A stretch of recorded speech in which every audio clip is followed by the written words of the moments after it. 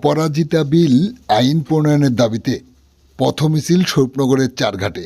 উপস্থিত বিধায়ক সহ অন্যরা। আপনারা দেখছেন সেই সময়ের বিশেষ মুহূর্তের ধারণকৃত ভিডিও চিত্র আজকের স্বরূপনগর পত্রিকার অনলাইনে। এখন শুনুন বিস্তারিত। মহিলাদের সুরক্ষার্থে মমতা বন্দ্যোপাধ্যায়ের প্রস্তাবিত অপরাজিতা বিল আইন প্রণয়নের দাবিতে আজ 30 নভেম্বর 2024 বিকাল 4টায় স্বরূপনগর বিধানসভা মহিলা তৃণমূল কংগ্রেসের উদ্যোগে এক পথ মিছিলের আয়োজন করে।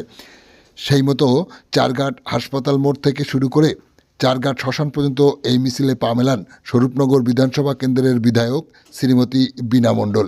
সাথে ছিলেন স্বরূপনগর পঞ্চায়েত সমিতির সহকারী সভাপতি নারায়ণ চন্দ্র কর, স্বরূপনগর দক্ষিণ সাংগঠনিক ব্লকের ব্লক সভাপতি কিঙ্কর মণ্ডল সহ তেপুল মির্জাপুর গ্রাম পঞ্চায়েতের প্রধান তথা বনগাঁ সাংগঠনিক জেলা মহিলা তৃণমূল কংগ্রেসের সহ সভানেত্রী সঙ্গীতা করকুণ্ডু।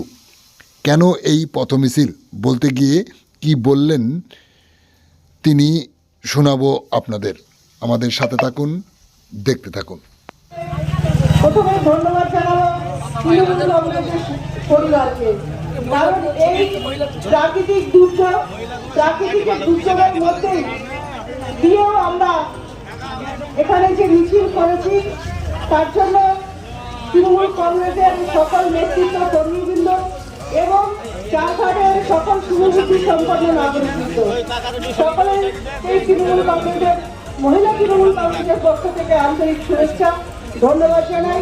এখানে উপস্থিত রয়েছেন আমাদের স্বরূপনগরের 3 বারের বিধায়ক এবং উত্তর 24 পরগনা জেলা পরিষদের সহকারী সভাধিপতি মাননীয় বীণা মণ্ডল মহাশয়া রয়েছেন।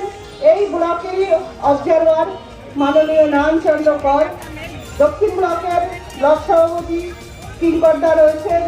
এই 3 পঞ্চায়েতের সগুনা চারঘাট তেপুলের সগুনার রবিউল ভাই রয়েছেন অঞ্চল সভাপতি, রয়েছেন চারঘাটের অঞ্চল সভাপতি বাড়ি ভাই, রয়েছেন আমাদের তেপুল মির্জাপুরের কার্যকরী সভাপতি রামদা এবং কাজ থেকে শুরু করে মনোতলদা থেকে শুরু করে সকল নেতৃত্বের পরিবার সকলেই উপস্থিত রয়েছেন। সকলকে ধন্যবাদ জানাই। আপনারা ইতিমধ্যেই জেনেছেন যে অপরাজিতা বিলের দাবিতে আজকে আমাদের এই মহামিছিল। আপনারা জানেন আমাদের নেত্রী মমতা বন্দ্যোপাধ্যায় সবসময় নারীর সম্মান আর শিশুদের সম্মান রক্ষার্থেই প্রতিবাদ করেছেন। তিনি একটি মানবিক মুখ, তিনি একটি প্রতিবাদী মুখ।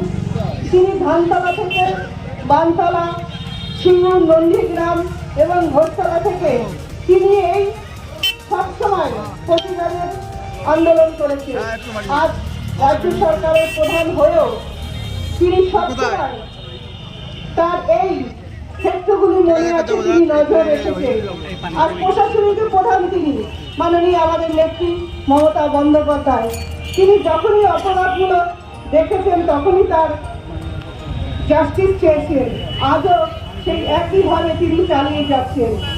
আমাদেরকে ভাবতে হবে যে এই নেত্রী মানুষের পাশে থাকার জন্যই সবসময় কাজ করেন।